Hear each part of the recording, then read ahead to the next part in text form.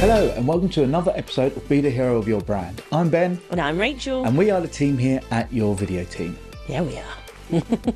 You alright? Yeah. We got it right this time. You.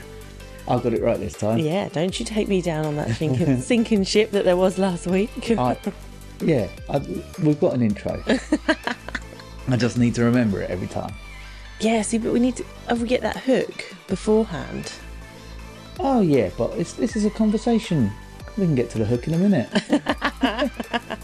We'll record that at the end and put it at the beginning. Maybe not. Careful. That's a lot of editing I've got to do if that's the case. We're a month in. Yeah. This is episode 6? 5. Episode 6. Damn it, no it's not, it's episode 5. It's episode 6. No, the trailer doesn't count. It wasn't a trailer, it was a pilot. Doesn't count. So we're going to kind of have a little bit of a recap and a bit of because the point of our podcast, video podcast, we've got to keep getting that word in, video podcast. It's really important, and I know people will be listening out there, and great, and please do carry on listening if that's your vibe. And absolutely keep listening if that's more your vibe sort of thing, and that's how you can absorb this. But ultimately, we are video. Ultimately, we are videographers, and so video podcast is the way to go. I watched a video the other day about how you should be more articulate and how you should pronounce your every syllable. Every syllable? Yeah. I always see, when people talk about articulation, my brain immediately jumps back to Ledetta Lady with Rosemary Schrager, where she used to put the rice in their teeth. There's a reference straight out of 1999. And they used to... No, it would have been later than that. It would have been 2000, like in the 2000s. But yeah, and they used to have to hold a grain of rice in their teeth. And they had to talk. And they weren't allowed to drop the grain of rice. And that was how they practiced. Yeah, but I don't know. I get a lift but when I do my articulation. Articulation. Yeah. Yeah, it meant to make it sound proper and more convincing. Make you sound what? Proper. Good, yes. So we're going to reflect and see what we are learning. Yes, because this isn't, like we said at the very beginning, this is about becoming the hero of your brand, but also like you guys learning on our journey with us. So you might be listening to this and being like, yeah, I've done that, like whatever. You could, but it might resonate. Yeah. It could be that I don't like saying behind, but you're still growing. Well, there might be certain struggles you're having and thinking, how is Ben and Rachel doing this and I just can't? Or you might hear what we're about to say and go, actually, have you thought about doing this? Yeah, and if you have to do that, please let us know. Yeah, it's in different places. So we'd love to hear what you guys are up to, what you think of what we're doing here. We know what we think of it, so... I'm just here for the fun. Some of us question our co-hosts. Well, I don't ever question mine, so... Oh, really? Oh, we'll move on then. Rude. So, yes. So, month 1, and something we have spoken about is like how to plan an episode. So we've actually, because you always like proper throw me under the bus the last couple of episodes and gone, we didn't really plan this one, did we? So I did plan this one. So, no. No. Don't forget your pronunciation. No. Shut up, really. So I, thinking about what we have learnt from doing this, and we are getting better at that we didn't used to do, is time blocking. And that's in the form of, I'm going to carry on talking. I was going to throw to you then, but you're drinking and that's just really rude. So anyway, time blocking. Yes, time blocking. What is time blocking? Well, that's where you set yourself a time in a day to do the task. So what we have been doing is setting times to sit down and record, and that is in our calendar. We are making sure that we're doing that. There are some times, you saw a few weeks ago that we had a spontaneous episode because we had an empty space. We had caught up on all our work, so we did go ahead and do it, which is the episode Rachel was referring to when I said, well, I don't feel like we fully planned for this one. But it was fine because we did talk about it 10 minutes before. Yeah, but it's also, you've got to time block more than just the recording day. You got to kind of and decide how you're doing it. Decide if you're going to do just one episode, or if you're going to record 4 episodes or 8 episodes, how you want to do it. But if you're time blocking that, time block the time before it, so you know when you're going to do the research. Well, it gets you in, like, before we came on today, we have to have a bit of a discussion, and we don't talk in detail. We're like, right, we're going to hit this point, this point, and this point. We know what we want to touch base on. Yeah. And we know what we want out of the episode. But what is the goal of that? Why are we just doing the points 1, 2 and 3?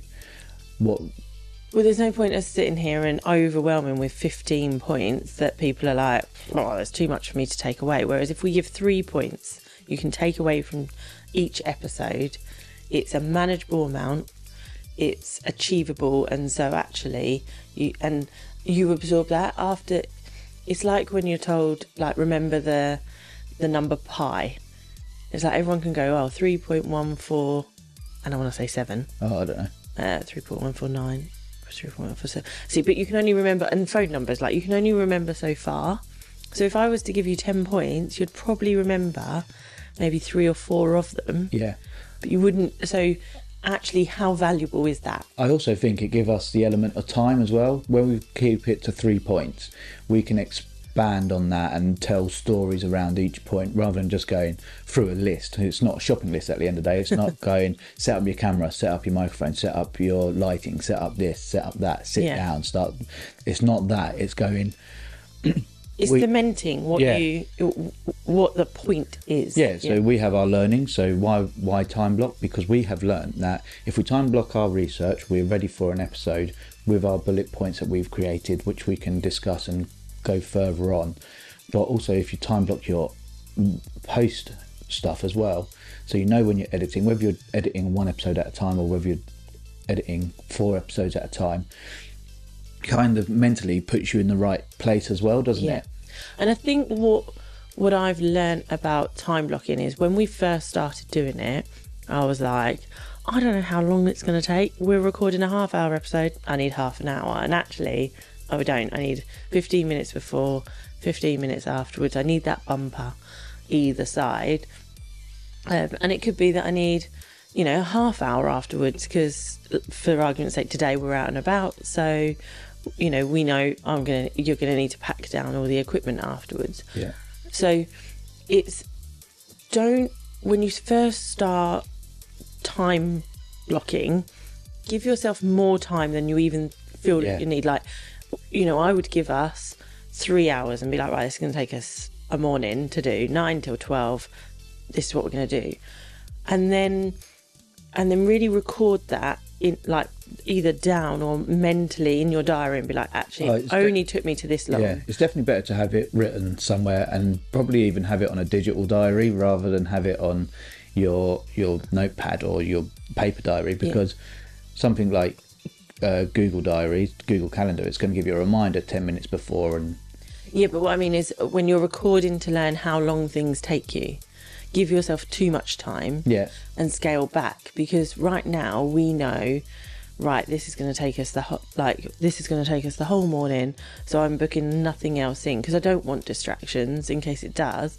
But actually, if it only takes us 2 hours, right, okay, then we know then in the future I only need to put aside 2 hours. And again, your processes will get quicker, your understanding of how to do it, so you can split your time differently as well. So you know that, right, it's only going to take me an hour and a half now. That's all I need to block out in the future. Well, I know how long it takes me to set up a studio.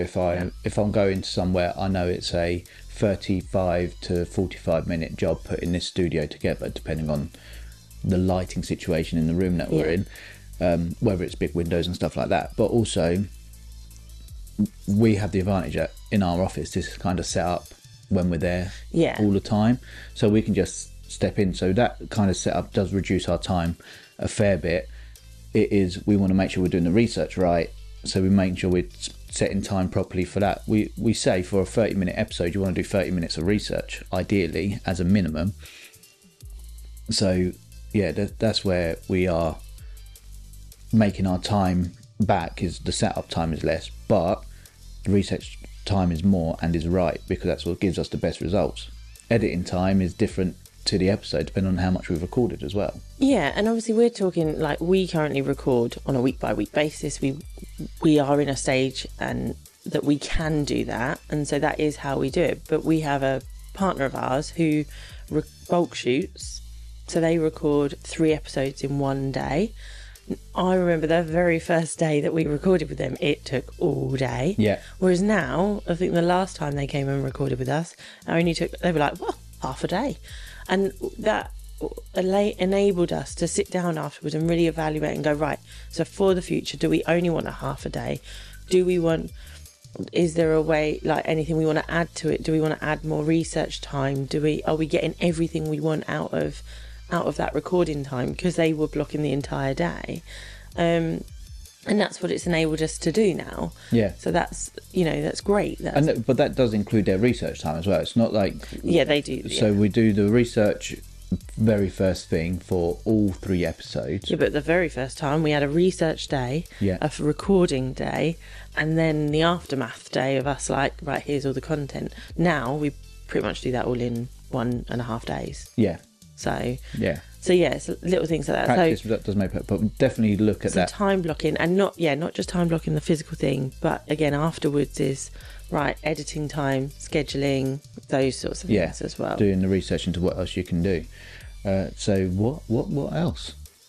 So I think the other thing is that, and we got asked this question about growth at ZC Live, like how quickly, how would you recommend growing quickly? And I think the question you need to ask yourself is, do you want 1 million followers with only, I'm going to choose small numbers. So do you want 1 million followers with only 100 of them interacting? Or do you want 1,000 followers with 900 of them engaging with you? You know, and when people are asked that question, they're like, well, I want 900 people engaging with me. So what we have seen and advocate is that small growth is more authentic, but also more manageable for you. Yeah. Because I can react right now to we're getting 5 or 6 comments on an episode. It's getting 25 views on one particular platform, like yesterday. So one episode's been out for about 4 days now. It's had 25 views and it's had 4 comments on it. Well, I can do that. I can respond to that and manage that. I think there's a fear of people feel like they need to be viral to succeed, and that's not the truth in any way, case or form. If you're an entertainment channel, virality is what you need. You need to be able to... But you don't just want one viral. That sort of channel you need. That's it. Forever viral. That's the hard thing. You need to be consistent with it, and that's not easy to do unless you have a big team behind you to help you do that. You need writers, you need editors, you need filmers, you can't do that with a small skeleton crew if that's the case. But a gradual growth is a more meaningful growth, like you say. You may only be getting 1 or 2 a week or 7 or 8 a week, but it wouldn't have been that long ago where you're getting 0 a week. Yeah. It wouldn't have been that long ago where what you post on Instagram was only 25 views. Now you're looking at 500 views. That's a big growth still. You just don't feel like it is because it's not the thousands or... I think it's when you're looking at the chart, isn't it? You're wanting that almost vertical line. Yeah. And actually having that gradual line, because again, that gradual line just happens and maintains. The problem with high vertical growth is that there's a vertical drop the other side. but they're looking at that in a short period of time as well, aren't they? Where if you go backwards and look over a longer period of time, so our growth if we looked at a week, would have it go straight up like this, then straight down again, flat. Yeah. But gradually, if you go over a month, you go, it's up and down, but it's ending up higher than when it started. And then if you look at a year, it's going whoop, it is doing that spike. It's just how relevant that is at the time. And I mean, you had a video on your personal account that's got thousands of views when you're only used to tens of views on it, because that's it was a personal channel for you to help keep track Yeah. of yourself.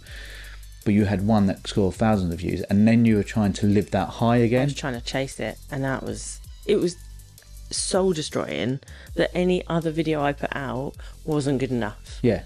And actually, I forgot why I was then I mean, doing the video. It's my family channel. It's like all our adventures and things like that. It's what I get up to when I was doing all my weight loss and stuff. And yeah, this was the video you're talking about, is when I had my up tattoo on my leg. And yeah, like, all it might have been was I tagged the right collaborator, because again, I tagged the inks that were used. I tagged the tattooist, you Tommy, Disney, and maybe, so I did that, and it just took off. yeah, and it was a viral sound at the time as well, because it was the up music and stuff like that. Yeah, these things all have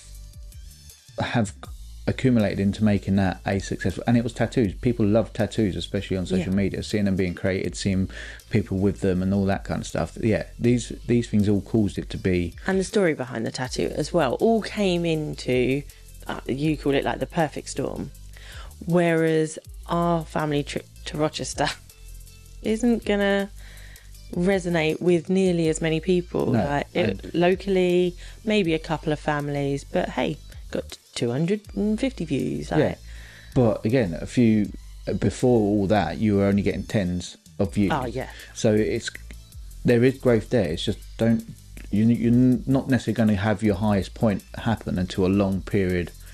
Yeah, and when I down the get, line. like you say, when I zoom out and look at that 2-year chart, that spike of that one video isn't even noticeable in there either. So it's quite, like you say, yeah, it is. Sorry, it's quite. And again, sorry. Oh, my words today. it is that, and it's also manageable. Yeah. I couldn't Slow manage. it down. Yeah. I couldn't manage to comment back for 900 people right now. Yeah. But I can manage to comment to 5 people across 3 different platforms. Yeah. And also with that steadier growth, when you are in a position that you're getting more views, more comments, more interactions, more engagement with your thing, you will find that you'll be able to naturally grow your team to help you support that. And I don't mean you necessarily have to hire people, but you can look at a VA who can help follow up with comments. Yeah. You can look at a VA who can help you set up your time blocking. You can look at an editor to help edit your shorts or edit your episodes. And these can be all freelancers. So with that steady growth, it doesn't just that your audience grows, your team can grow steady with it. Where you go viral, oh, I need to hit that high again. I need to hire these people. You never hit that high again. And you're going, how am I going to afford all this now? Yeah, absolutely. So yeah, it's definitely a benefit to go with small growth. Unless you've planned your growth and go... And you have a big injection of, here's 10,000, 50,000, whatever you need at the time, You can always up things if you take but you would still take your time about it anyway. Yeah, absolutely. And I think the other thing that we have seen sort of moving...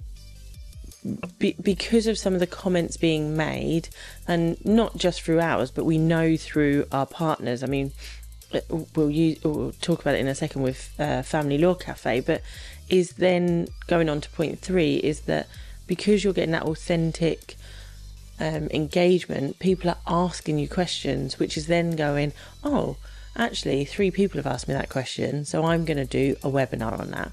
So point 3 would be aligning your content to your future content. Yeah.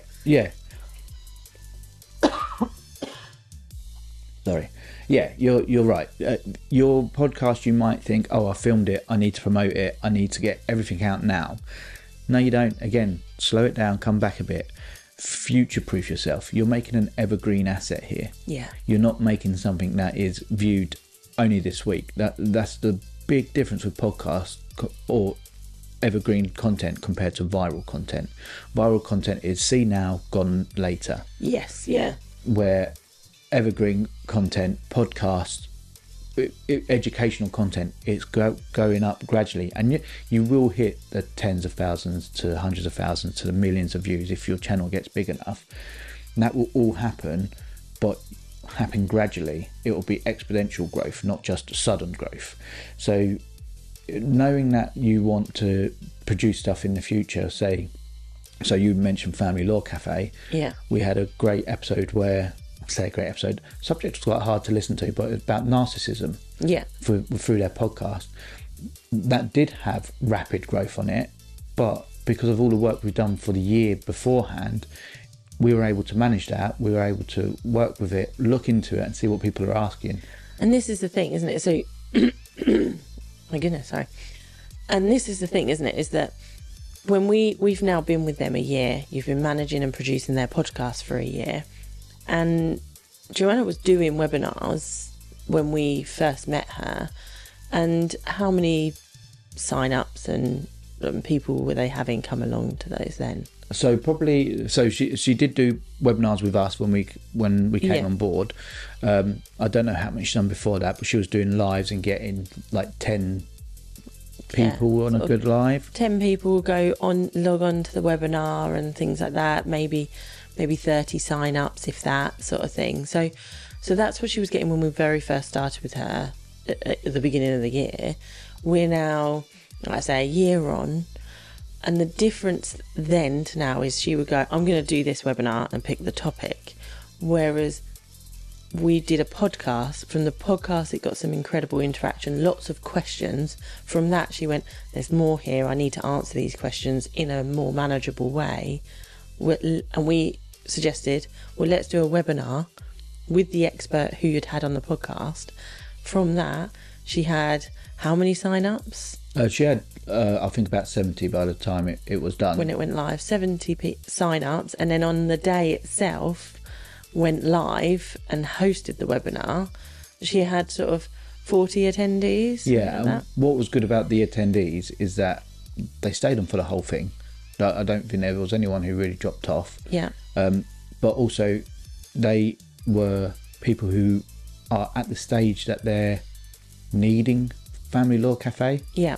There might be the odd other firm who might be looking into research and wanting to find out more because they want to educate themselves, and that's what's great about webinars, they educate people. But there was probably 75% of the people that were on there were in a position where they could use FLC in a way that would help them. Yeah, but and that's it, isn't it? The difference from when we first started was, oh, I know this topic, I'm going to talk about this topic, to now going, my audience want this topic. Yeah. And I would suspect that there are still, well, I say suspect, I absolutely know there are more things we can do with that narcissism episode that is going to enable us to have more content, you know, potentially another episode of the podcast, more webinars on specific topics around narcissism, create blogs and things like that.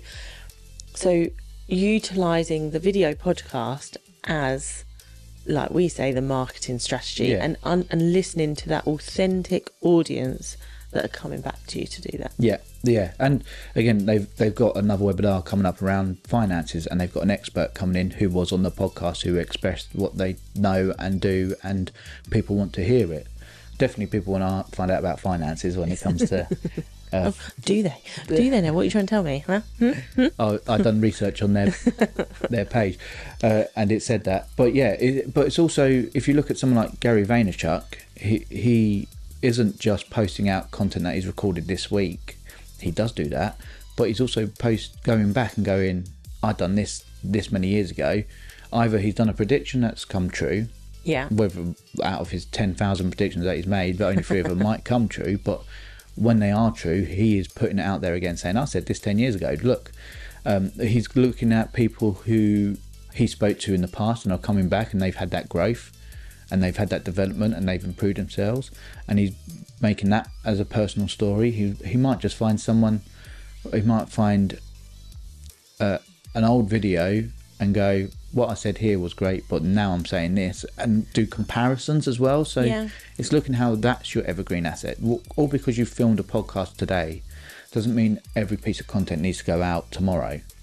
No, it could be, well, or that it can't go out in 5 or 10 years time as well. I mean, it's repurposing it's re-looking from a different angle as to how you can utilize stuff you've made. Like, this is an investment into your business, into your marketing, into your audience, into all those things. Like, you need to understand that when we're putting this down today, we could come back and listen back to this in 5 years' time, like you say, and be like, okay, are these points still relevant? Have we managed these points correctly? Like, let's look back and see if we listened to our own advice here and did those things. I think it'd be great coming back to this topic again in 6 months' time. Yeah. Seeing what else we've learned. Are these still relevant? Well, this is definitely relevant now. Are these still relevant? I think they are. I think they will be. I don't see how these subjects can or will change. I think what will change is looking at the team that's behind us with it. And I think that's an important thing to say, is that your team that you put behind you can really help with the success or failure of a podcast, of your marketing, of your business. Absolutely.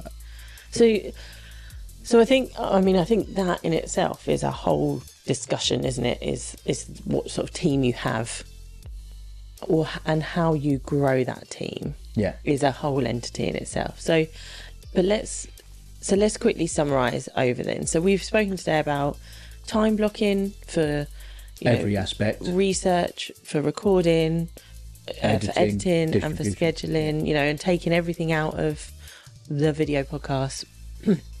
Block that time. We've spoken about growth, and actually understanding the type of growth you want and what you want from it, and how you can manage that growth correctly.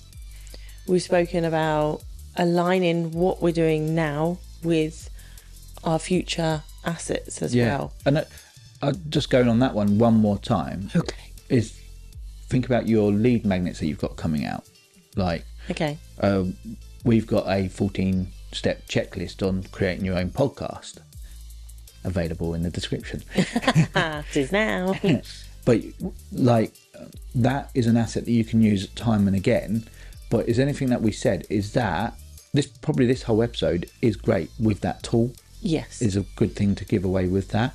But from episode 1, when we actually started our podcast, was anything said there that would help promote that lead magnet? You could put that in there, like a soundbite. Time blocking, doing research we spoke about today. Obviously, you've created our sheet that we use to help. Which again, keep us on track.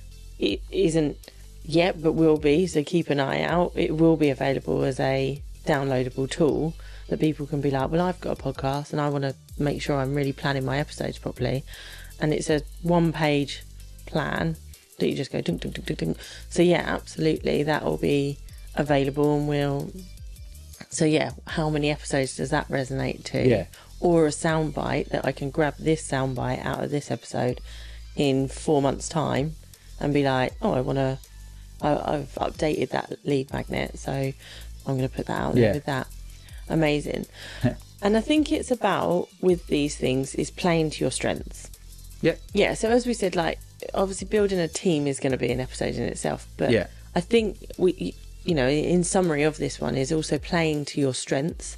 So really, we enjoy doing this part, and we love it, but do we enjoy the editing? Do we enjoy the scheduling and things like that? And it's remembering that, other businesses aren't your villains, aren't in the story. Utilize them as sidekicks for you to become the hero. Of your brand, whole name, of your business, because ultimately that's what this is all about. You cannot do everything all the time to enable you to scale. You could do that, but you're going to either burn out or you're not going to be able to scale yourself. It's going to be either too much work, that you're growing too slowly, although we say slow growth is good. You don't want it to be too slow. There's a ceiling. You're going to hit a ceiling quickly. And do you have time to learn everything? There's certain things that I don't learn because one, either not interested or don't have the time, I've got people. We're looking at getting like a VA to do our Trello board for us, so we can have those tick sheets done and created and our schedules sorted out, which is a big thing. So yeah, I think yeah, let's save that for another episode. Yeah, fab. And we will discuss the team that you can create. Yeah, and I mean, like, again, you're kind of earwigging in on our conversation, in on our learning, but this is for you, like, learn from us, learn from our... Or teach us. Yeah, well, and this is what I was going to say, is, but also, like, what do you do? Do you do anything differently that you're like, guys, I completely get it, or I've been there? So, look, yeah. This is my advice to you, because it's not just to us. Put it in the comments. It's for our 10 followers that we have. Yeah, no. but you might have a audio podcast that you go, well, video podcasts look really great and useful. How can I do that? That's what we will do as well. So, yeah, let's start the discussion. What do you do to help with your podcast recording days, getting them done, getting them out? Amazing. All right. Do we need to do that hook now? Watch the episode now. You're about to see some amazing tips. Is that a hook? I think I just scare people off, Okay, but I'll leave that at the end. Oh, right, okay. So, we haven't got a clap to you, but if you want to send us your business sticker and a story... Yeah, you can send it to your video team, Ashwood Road, Tenterden, TN36SP. All right. Should have had those pop shields on for the S and the P's. That's all right. Love you, bye. Love you, bye.